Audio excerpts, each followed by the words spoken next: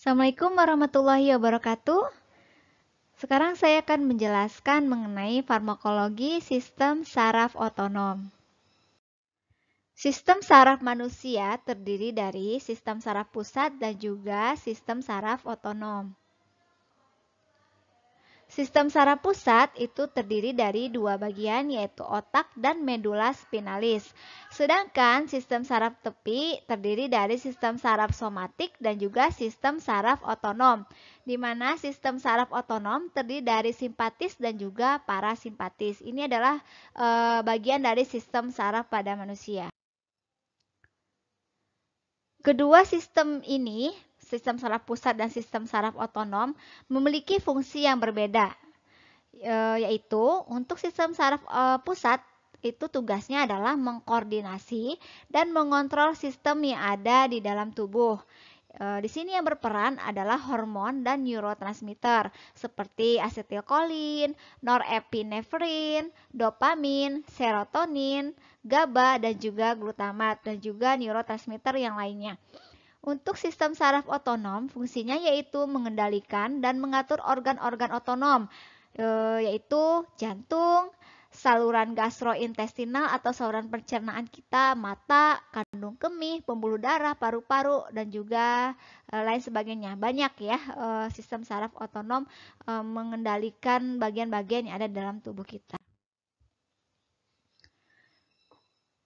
Nah, ada istilah perangsang simpatik, yaitu adrenergik, simpatomimetik atau agonis adrenergik, dan penghambat simpatik disebut simpatolitik atau anti-adrenergik. Istilah untuk perangsangan parasimpatik adalah kolinergik, parasimpatomimetik atau agonis kolinergik, dan penghambat parasimpatik disebut juga parasimpatolitik atau antikolinergik.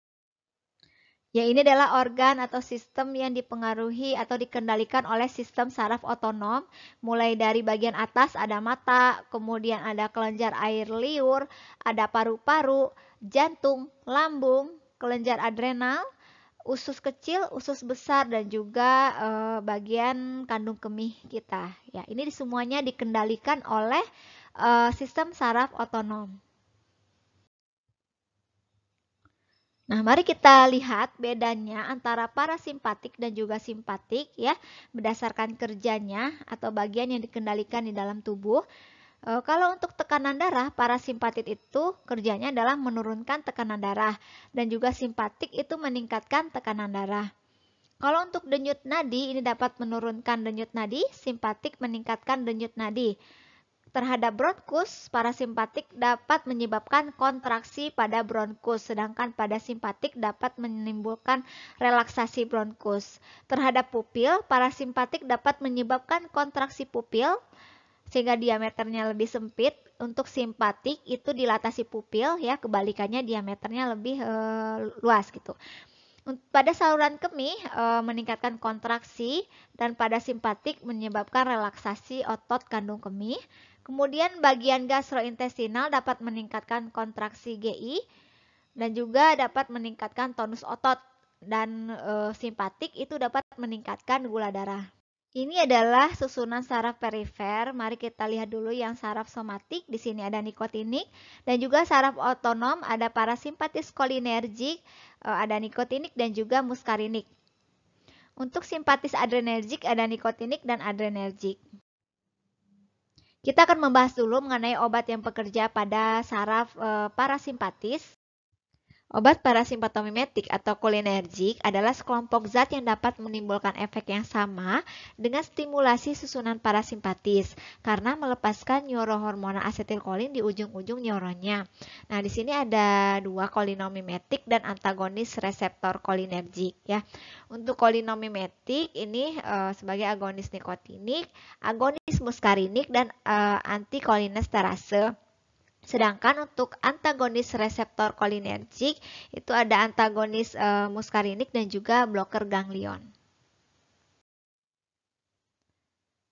Kita bahas mengenai reseptor kolinergik. Untuk yang tipenya muskarinik itu ada 3 subtipe, ada M1, M2, dan M3. Jadi ada 3 tipe reseptornya ya. Di mana M1 itu terdapat pada ganglia dan berbagai kelenjar. Kalau M2 itu terdapat pada jantung dan M3 pada otot polos dan juga kelenjar. Yang tipe nikotinik ini terdapat dua subtipe reseptornya, ada nikotinik neuronal dan juga nikotinik muskarinik. Untuk sebarannya yaitu yang nikotinik neuronal terdapat pada ganglia otonom, medula adrenal dan susunan saraf pusat. Nah, sedangkan yang nikotinik muskarinik terdapat pada sambungan antara saraf dan otot. Obat-obat kolinergik itu ada beberapa mekanismenya, beserta contohnya ini ya. Yang pertama yang contohnya dapat menghambat sintesis neurotransmitter, itu contohnya ada hemikolonium. Kemudian yang menginhibitor atau menghambat pelepasan dari neurotransmitter, contohnya toksin botulinus. Kemudian yang menginduksi pelepasan neurotransmitter itu ada racun laba-laba. Selanjutnya yang bekerja sebagai hambatan enzim antikolinesterase itu ada neostigmin. Yang kerjanya sebagai agonis muskarinik ada asetilkolin dan agonis nikotinik, asetilkolin dan nikotin. Kemudian yang kerjanya sebagai antagonis muskarinik baik itu di reseptor M1, M2 dan M3 itu ada atropin. Selanjutnya yang bekerja sebagai antagonis muskarinik yang tipe M1 ada pirenzepin. Dan antagonis yang nikotin itu contohnya ada tubokurarin.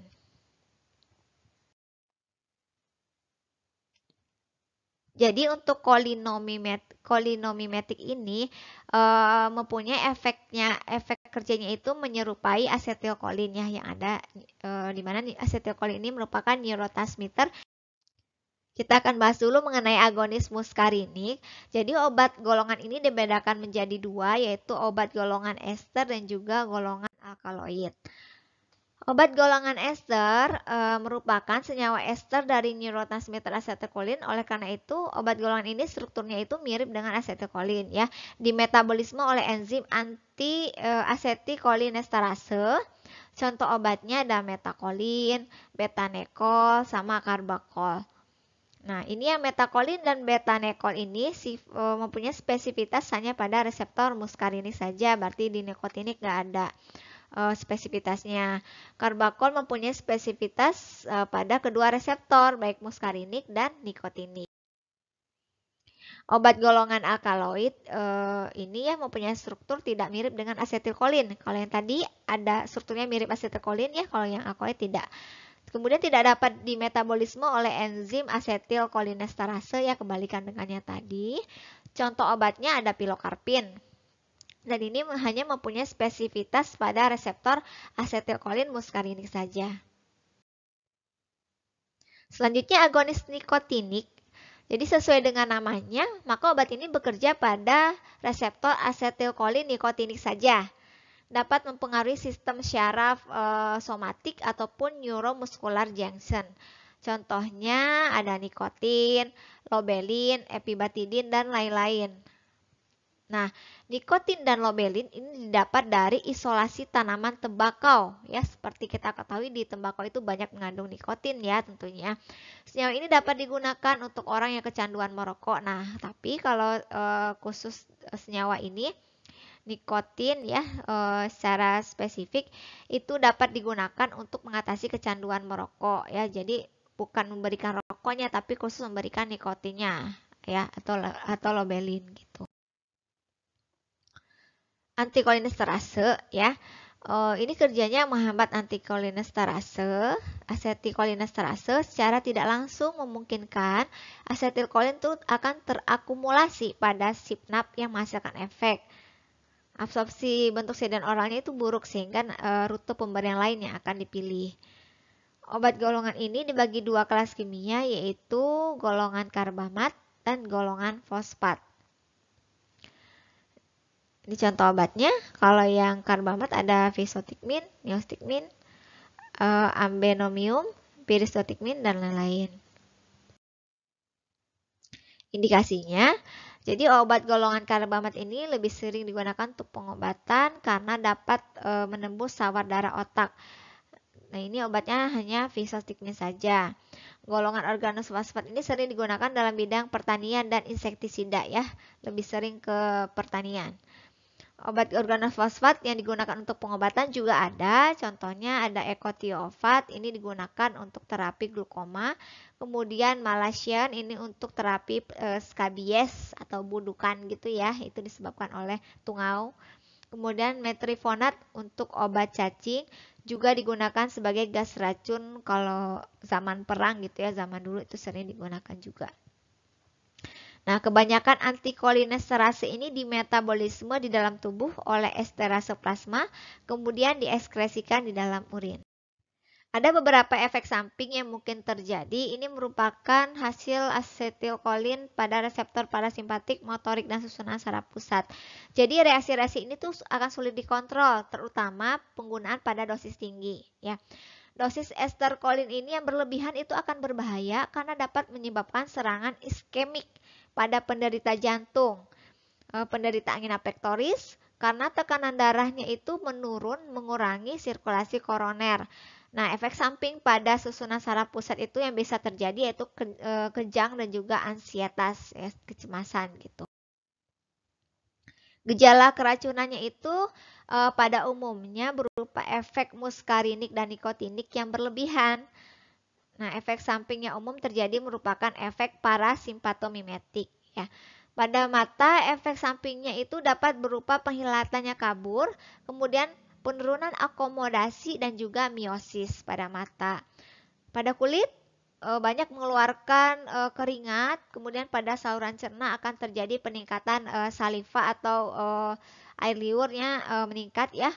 Terus perut terasa kembung, mual, muntah, kram usus dan juga bisa diare. Efek bronkosintriksinya itu dapat dijumpai dengan nafas itu terasa sesak ya, pendek, mengik, dan terasa tegang gitu di bagian dada. Dilanjutkan dengan antagonis reseptor kolinergik. Nah, yang kerjanya sebagai antagonis muskarinik. Contohnya ada atropin, skopolamin, dan juga ipaproteum bromid. Obat ini bekerja menyekat reseptor muskarinik sehingga semua fungsi muskariniknya dapat dihambat oleh obat ini. Nah, obat ini bekerja juga dengan memblok efek asetilkolin yang dilepas dari terminal saraf parasimpatis pasca ganglion.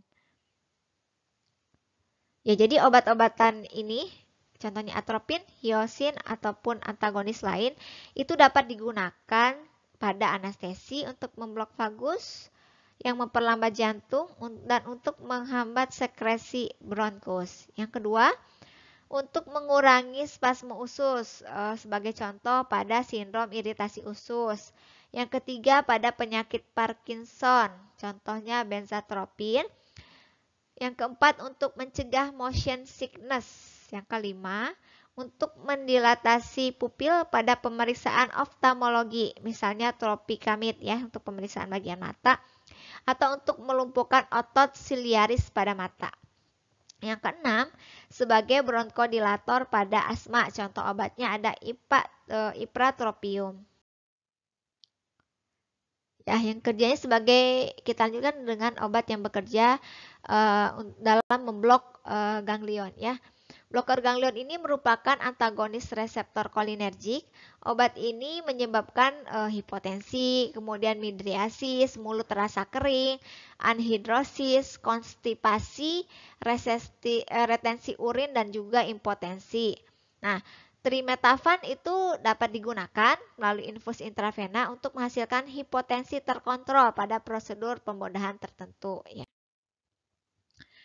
Ya, saya lanjutkan dengan obat yang bekerja pada saraf simpatis ya. Tadi sudah yang parasimpatis, sekarang yang simpatis. Obat yang bekerja pada saraf simpatis ini dikenal juga dengan istilah simpatomimetik dan antagonis adrenoreseptor. Di mana antagonis adrenoreseptor itu ada yang bekerja dalam memblok alfa dan juga memblok beta. Ini reseptor-reseptor adrenergiknya. Untuk yang tipe alfa itu ada alfa 1 dan alfa 2. Alfa 1 terdapat pada otot polos, pembuluh darah, kemudian saluran kemih, dan juga kelamin dan saluran cerna. Untuk alfa 2 terdapat pada ujung saraf adrenergik, otot polos pembuluh darah, platelet, sel efektor jaringan otak. Untuk reseptor tipe beta ini terdapat beta 1 terdapat pada jantung dan juxtaglomerulus. Untuk B2 terdapat pada otot polos trakea dan bronkus, uterus, otot ciliaris ya, dan otot-otot pembuluh darah. Reseptor B3 terdapat pada jaringan lemak. Ini contoh obat adrenergik. Yang pertama ada alfa metiltirosin. Yang kedua pengosongan neurotransmitter ada reserpin dan guanetidin. Yang ketiga pelepasan neurotransmitter yang kerjanya dalam menghambat pelepasan ada guanadrel dan juga guanetidin. Yang menginduksi pelepasan neurotransmitter contohnya ada tiramin, efedrin, dan amfetamin. Selanjutnya yang menghambat reuptake dari neurotransmitter ada kokain dan juga imipramin. 5. Yang kerjanya sebagai MAO inhibitor, contohnya selegelin. Yang keenam, yang bekerja sebagai agonis itu alfa 1 ada fenilefrin, alfa 2 klonidin. Agonis beta 1 beta 2 ada isoproterenol, beta 1 dobutamin, dan beta 2 salbutamol dan terbutalin. Yang ketujuh, yang bekerja sebagai antagonis ada antagonis alfa dan beta labetalol, alfa 1 alfa 2 fentolamin, alfa 1 prazosin, doxazosin, dan alfa 2 yohimbin. Ya, dari contoh-contoh obat ini dapat kita lihat jadi karena reseptor alfa dan beta tadi itu banyak tersebar di jaringan yang ada di dalam tubuh, maka obat ini dapat digunakan baik untuk mengobati penyakit pada saluran pernafasan, saluran di bagian jantung, ataupun bagian-bagian lain yang ada di dalam tubuh di mana reseptor alfa dan betanya itu tersebar di dalam tubuh. Itu bisa digunakan. Ya, contohnya seleglin ini ya, ini adalah obat antidepresan. Kemudian contohnya yang untuk saluran pernafasan ada salbutamol, terbutalin ya. Untuk untuk jantung contohnya ada ada beta blocker ya, ada alpha blocker gitu. Jadi memang obat-obat ini tuh dapat digunakan di bagian manapun di dalam tubuh yang terdapat reseptor baik alfa maupun beta. Nah, obat simpatomimetik adalah yang kerjanya itu meniru kerja dari epinefrin atau norepinefrin. Berdasarkan cara kerjanya dapat dibedakan menjadi dua golongan. Ada yang simpatomimetik, ini kerjanya langsung seperti norepinefrin dan epinefrin. Kerjanya yaitu dengan berinteraksi dan mengaktifkan adenoreseptor secara langsung. Yang kedua, simpatomimetik ini kerjanya tidak langsung. Ya, kerjanya itu bergantung pada pelepasan katekolamin endogen. Obat golongan ini ada dua mekanisme kerja yang berbeda, yaitu yang pertama mengosongkan simpanan katekolamin dari ujung saraf adrenergik, contohnya amfetamin dan tiramin. Yang kedua, menghambat ambilan kembali katekolamin yang telah dilepas seperti kokain dan antidepresan trisiklik. Kedua tipe simpatomimetik tadi ini baik yang langsung ataupun tidak langsung, tujuan akhirnya adalah sama, yaitu mengaktifkan adenoreseptor sehingga dapat menimbulkan sebagian atau semua efek khas katekolamin endogen. Ini klasifikasi adenoreseptor ada yang beta alfa 1 dan alfa 2. Kita bahas mengenai simpatomimetik yang bekerja secara tidak langsung, yaitu strukturnya itu menyerupai norepinefrin ya. Tadi contohnya ada amfetamin. Nah, ini kokain ya, digunakan untuk anestesi lokal. Cara kerjanya dengan menghambat ambilan kembali norepinefrin oleh terminal saraf. Ini yang contohnya bekerja langsung. Jadi efek obat simpatomimetik pada manusia itu tergantung pada spesifitas reseptornya. Itu yang langsung ya, alfa ataupun beta. Dan refleks kompensasi yang ditimbulkan. Nah, epinefrin dan norepinefrin itu dirusak di dalam usus dan mempunyai durasi kerja yang pendek bila disuntikan karena adanya ambilan dan metabolisme. Epinefrin itu dapat meningkatkan tekanan darah dengan meningkatkan frekuensi dan kekuatan denyut jantung. Selanjutnya obat adrenolitik. Untuk adrenolitik atau simpatolitik ini adalah zat-zat yang melawan efek perangsangan saraf-saraf simpatis. Tetapi banyak adrenolitik dalam dosis kecil itu bekerja sebagai simpatomimetik atau adrenergik. Kita bahas mengenai mekanisme kerja pada adenoreseptor. Ini dapat digolongkan menjadi alpha blocker yang pertama ya. Adalah zat-zat yang memblokir dan menduduki reseptor alfa sehingga melawan vasokonstriksi perifer yang disebabkan oleh noradrenalin. Nah, efek utamanya adalah vasodilatasi perifer dan digunakan pada gangguan sirkulasi untuk memperlancar darah di bagian kulit. Contohnya ada derivat imidazolin, tolazin, dan ventolamin. Derivat haloalkilamin ada di benamin, fenoksibenzamin, dan yang alkaloid sekal yaitu ergotamin dan ergotoksin. Ada prazosin, ada terazosin. Yang kedua, beta blocker.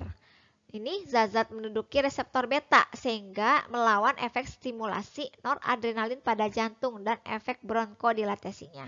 Ini digunakan pada pengobatan gangguan jantung, hipertensi, dan meringankan kepekaan jantung oleh rangsangan stres, emosional, dan kerja berat. Contoh obatnya ada propanol dan juga turunannya. Yang ketiga, penghambat neuron-neuron adrenergik postganglion. Nah, jadi zat-zat ini tidak memblokir reseptor.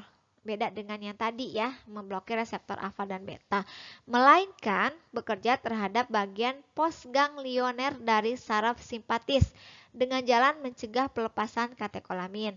Efeknya itu dilatasi otot-otot polos dari dinding pembuluh darah dan akhirnya menyebabkan penurunan tekanan darah. Ya, sekian penjelasan mengenai farmakologi obat sistem saraf otonom. Assalamualaikum warahmatullahi wabarakatuh.